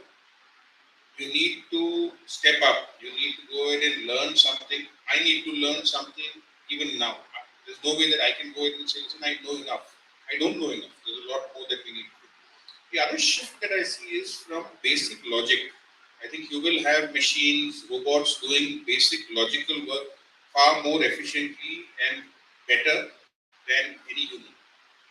What's going to happen is you will need to look at more areas with creativity. Things like design thinking. Those are the areas, data analytics. Those are the areas that you have to look at. Not working on the data, but understanding what to do with the data and why are you doing it. I think that's what you need to learn more than actually knowing what to do with the data. So those are the areas that I see, and that speed of change is tremendous, right? It took 50 years to move from radio to television. It took 5 years to move from television to the internet. And we work with NCR, sir. ATMs are no longer there. Their businesses are dropping. Nobody goes to the ATM with UPI and all those new tools coming in. Nobody's interested in ATMs anymore. Yeah, so the pace of change is changing so fast. You have to reskill yourself. Like Sunil said, there will be jobs. Even after AI, there will be jobs. That's my take. But the skill set needed to get that job will be different. One. Second, something that we have started talking in our company, let's say over the last 6 months or so now, more and more is we call it a lifelong learning mindset. So what we have taken as a mission for ourselves is that yes, we are a 130-year-old company with a great legacy. All that is true, but we also need to learn, and we need to learn lifelong. There is no end to learning now, because if you don't learn, you are irrelevant. That was always true, but that's true even more and even faster now. The third thing we believe is that many of the skills that will be required in the future will be, like I said, on the behavioral side. So, critical thinking, taking initiative, being willing to step out of the job description, listening with empathy, communicating better, public speaking. Those are the skills that will be needed more and more as the functional area gets taken over by technology. That's how it is. Thank you. Well said, sir. I strongly believe that even if AI or something ahead will come, you don't have to worry for future, because jobs will keep on coming. When there was a landline, people thought that mobile will take away job. Then there was everything was on mobile. People think that, oh my God, ATMs, again banks, jobs are there. It's question that how you sharpen your axe. Are you sharpening your axe? Are you ready to work? Bold statement, do we deserve the job? Here we stop the discussions, and I'm opening the forum for question and answers. And before we add on to question and answer, I just want to add over here. The kind of the mankind era what we are living in, trust me, life had never been this much easy. The kind of easiest life what we have now, it was never ever easy in the history of mankind. We have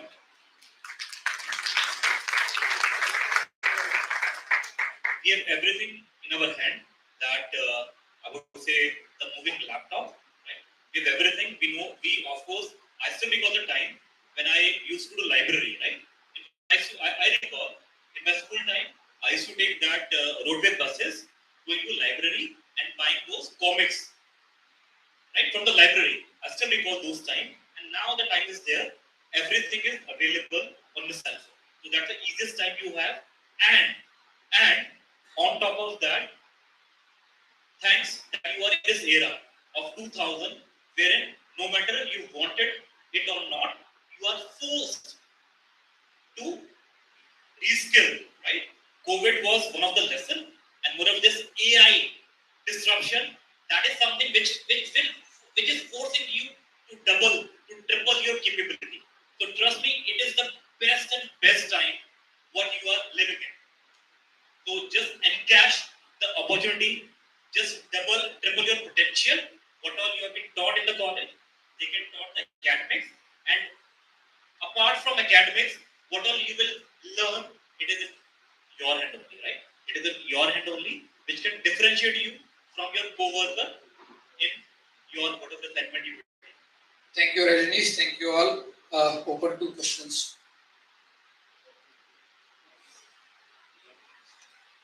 You can take this mic also.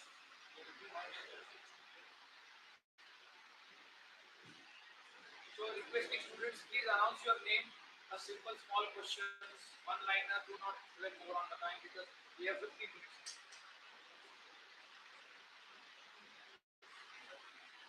Any questions?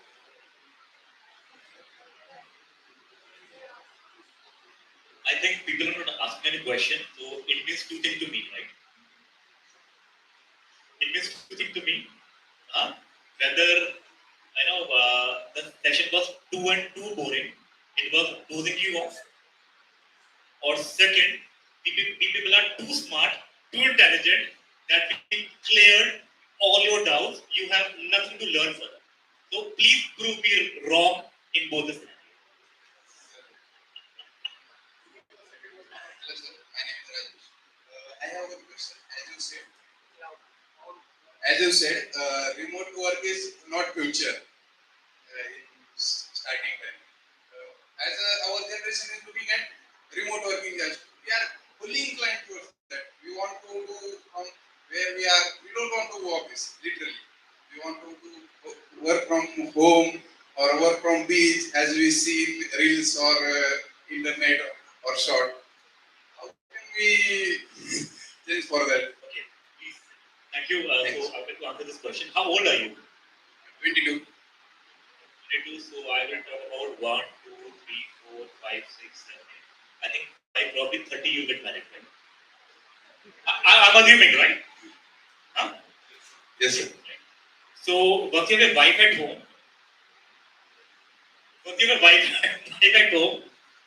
then please ask yourself whether you want to be office, away from wife, or you want to be at home. So I think people who are married, they have got the sense what I'm referring to. So jokes and jokes apart, right? I have a son who's 9 years old as of now, right? So he asked me, Papa, when I'll go to college? He's very excited to go to college. I asked, Beta, why are you excited? He has seen movies of Shah Rukh Khan, PDLJ, being 9 years old. So I was surprised with the question why being a small kid, he's excited to go to college, right? So I'm sure you must have done your graduation or you are doing it.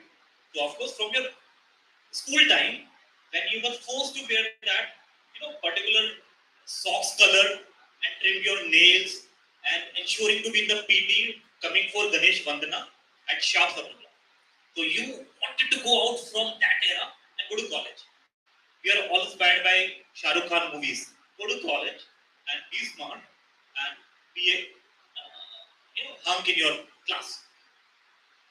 So from that era, trust me, it's a wonderful phase of life starting your career.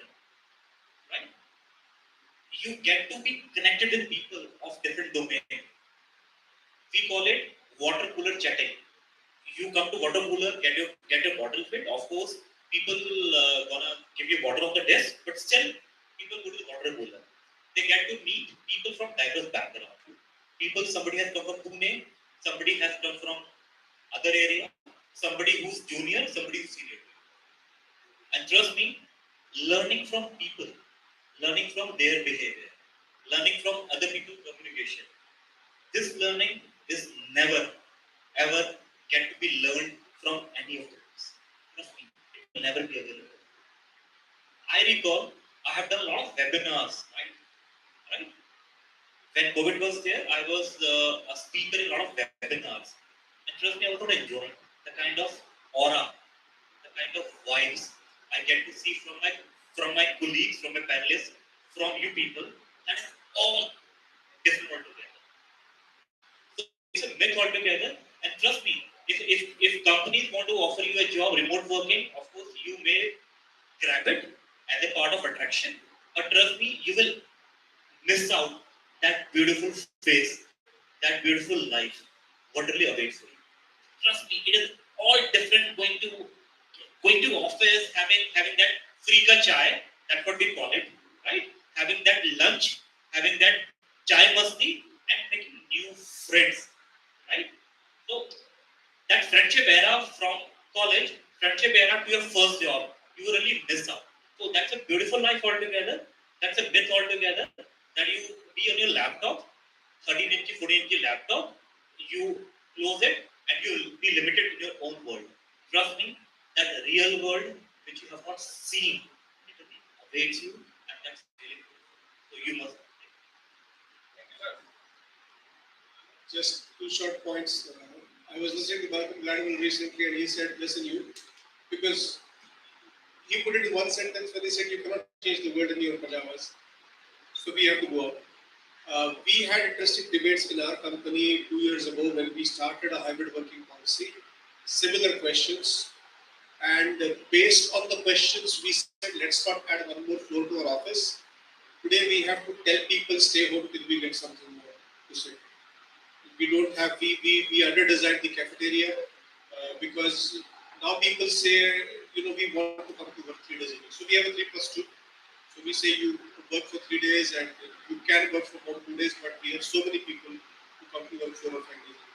So predicting the future is a full-time industry nowadays. So when the pandemic happened, you already had, within the first week, you had articles about the post-COVID world, and it was written, nobody will ever go to office, and we felt, wow, wonderful, I'll never go to office.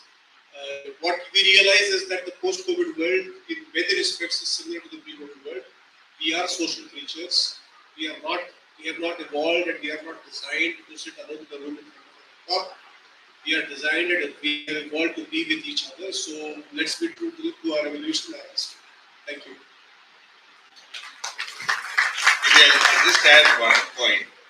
If you're free to work from the beach, right? Please do. I think the advantage that you have is most organizations are now giving flexible work arrangement. They allow you to choose. The choice is yours. And I think like what both of them have been saying, people now are choosing to come back. Right? So they are happy to work there, but since they're social beings. Right? And if you look at offices, our offices have changed now. Initially you had cubicles, designated areas. Now you've got more collaborative spaces, shared work cubicles where you are allowed to go in and choose. Have you seen parking in malls? You've seen those green and red lights. If you have a car parked, it becomes red. Now that's happening in offices. So you've got a table and a chair, it has a light. It is green when nobody is occupying it. If somebody is occupying it, it becomes red. That means somebody is using it. There's no space for you there. And interestingly, over the last, we do a survey every 6 months to try and understand, would you like to work from home or would you like to work from office? Right? We started off with around 70% wanting to work from home in July of 2020. Right now, we have got 38% who still want to work from home. They're free to use it. In our flexible work arrangement, we want them to come to office 1 day in a week. That's it. 6 days work from beach. 1 day come to office. Yeah. Can you imagine how many people come to office? I think the point that both of them are saying, he spoke about the water cooler chat and he spoke about how we are social. They want to meet people. And the feedback is that I don't know what's happening. I don't know if somebody is getting recognized for something. And I want to come back into office. So we currently have close to 70% of people coming to office. Where we are telling them, go back home. I think very similar to what I don't want you to hear. Please work from home. They say, no, connect. Any of you from Mumbai? Anybody from Mumbai? Anybody from a larger metro where space is a constraint? Yeah, Kolkata, right? So imagine working from home, spouse, 2 children, one Wi-Fi connectivity. All right? There's one room. We've had instances where the children are facing one wall, the spouse is facing another wall, my team member is sitting here. All of them are on calls, connectivity is dropping, they are unable to go in and concentrate on what is required. We've had instances where people have gone out with the laptop, they're sitting on the parapet. saying, यहाँ पे connectivity अच्छी आती है. Does it work? How happy would you be to be alone on that beach forever? Think about it, right? It looks beautiful on a postcard. It looks wonderful in those 30 seconds when that Instagram reel is being made. But imagine you living like that forever. Nobody is going to get you food, no connectivity, and coconut is going to fall on your head.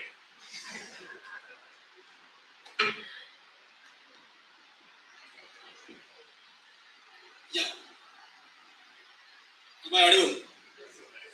Right. So my question is with reference to the point 4 we were talking about reskilling, how it's a challenge. So when I talk to my students, I have a liner which I keep quoting them that if you want to be ever relevant, start spending at the beginning minimum 20% of what you earn on learning. So 20% of earning on learning. Moving forward, next 5 years probably you can put down 10% because you'll have family commitments and kids. But those 10% throughout the life. So my point is, I'm seeing from my naked eyes, my own students, they are getting placed in good companies. They are not taking my words serious.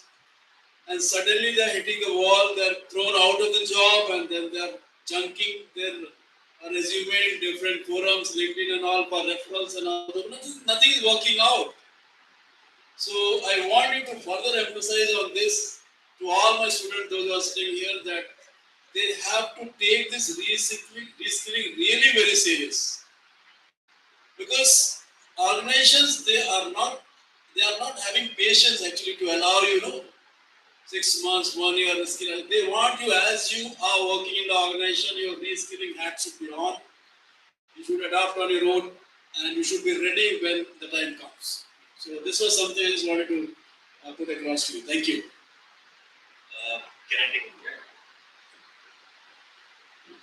So, just to answer the question, I still recall when I was a student in school, my mummy used to shout at me, "Beta, पढ़ ले, पढ़ ले, पढ़ ले." ठीक है? I still used not to say. Let me be very honest. Father used to say, "Beta, पढ़ ले, नहीं तो ढाबे पे बर्तन साफ करेगा."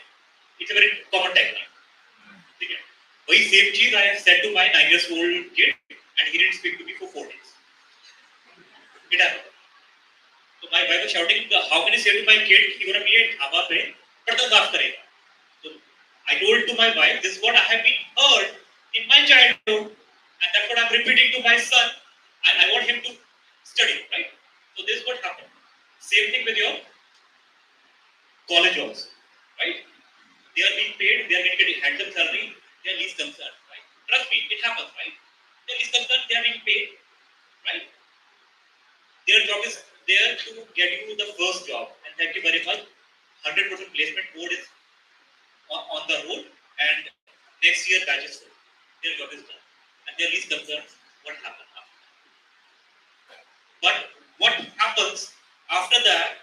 Rather than listening to me, you can go and check LinkedIn, right? Go and check LinkedIn, right? People got to say that you have to be a IIM or a IIT graduate to be a CEO, to be a CHRO, or to be a chief marketing officer.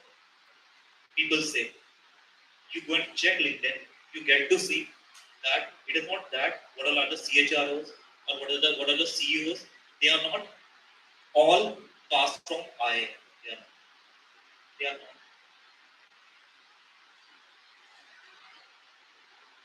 If I look back at my background also, I have been an average student. I have not been scholar, right?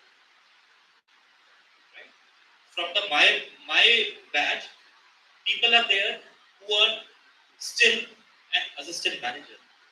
Right? That is one cadre. There is one cadre who are a CEO of the company in Singapore. All three of us are not from IIM. What made a difference about that? What time you invest in yourself? Right? Mummy बोल रही है आपको पढ़ने के लिए because she want you to earn well. पैसे आपने बीवी को देने हैं ना कि माँ को. Let me be very honest here, right? It's a grower. ठीक है? Your mother will never demand your money. Your wife gonna demand your money. Give me iPhone. My friend has so and so suits. Please bring me those suits and bring a big garden. Right? That's where you're gonna realize before the time gets too late that start investing in yourself. And as I said earlier, time is really beautiful. Time is very easy now. What is something you need to have? A cell phone, which everyone, each one of you. You need to have a cell phone. You don't need to spend even a single penny. What is something you have to spend? Your time, your attention on not on Instagram, but something which can create value to your life. And trust me, what all amount you gonna put in your study device, you can have triple, double, or 4 times of salary, right? We get to hear that in IT, of course, Microsoft offer no increment for this year. This is what is the news, right? In fact, till last year, people were getting double, triple, or 5 times salary in IT industry. Now they are being laid off. Right? If people ask how the layoff list is made, it is made with the performance. Right? So no matter you are a IM pass out, let me be very honest. You are tend to lose a job if you are not investing time to skill yourself, which no college, no teacher, nobody will teach you. Rather, people only demand you. People only demand you. So it's your job. You have to deliver that. So time is now, right? Time is now. No matter you have not gone to IIM, you are getting that basic education. What is required to grow further in management, no matter technology, marketing, finance. You are getting to know how to match balance sheet, how to count ratios, right? So it is more different. So what will make difference in your life? That what amount you're gonna invest in terms of time. This will be from my Thank you, sir. As sir rightly said, that the college gives you license to drive. How you drive, how you follow the compliances, how you do is important in your life. College gives you a license, which is a degree. That does not mean that you will be star always. Again, the way sir told you that when your son or a wife demands that time how much you have in pocket, you said, "Oh my God, I can't afford it." Think of that time. I have, fortunately, by grace of God, I have reached to that level. I could do I could give away whatever they want in their life, but not always. There are bad days in everybody's life. There are ups and downs. There are changes. There is COVID. There will be Ukraine war. But how are you prepared? Any next question? Yeah. Good morning, sir. My name is Ashutosh Rana. So, as Rajnish sir said, we don't know what skills would be required in future.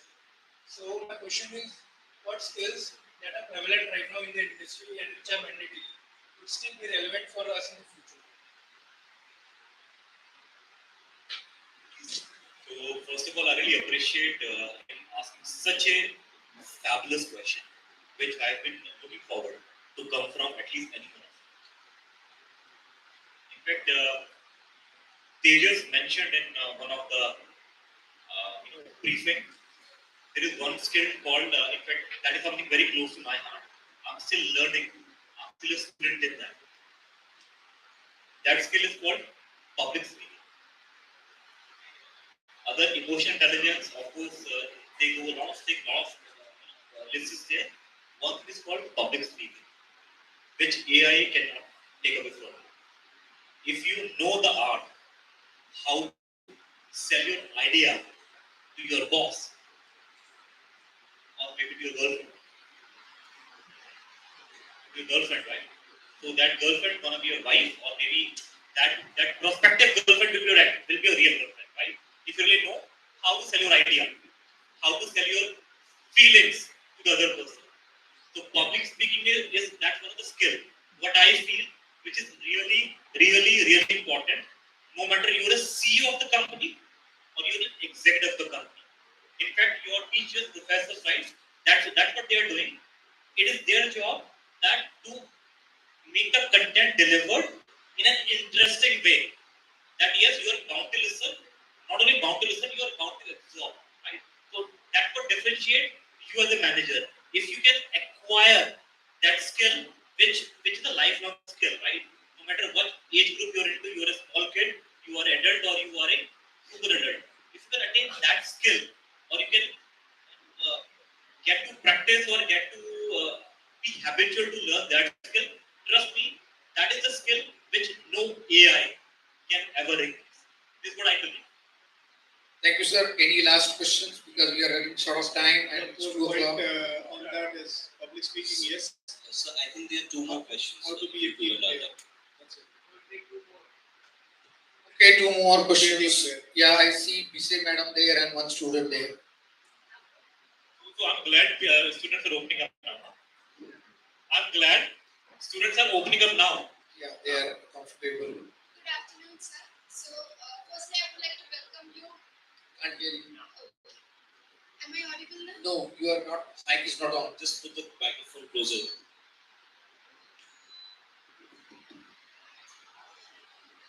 Good afternoon, sir. My name is Shriyanka. Firstly, I would like to welcome all of you to the PIBM family.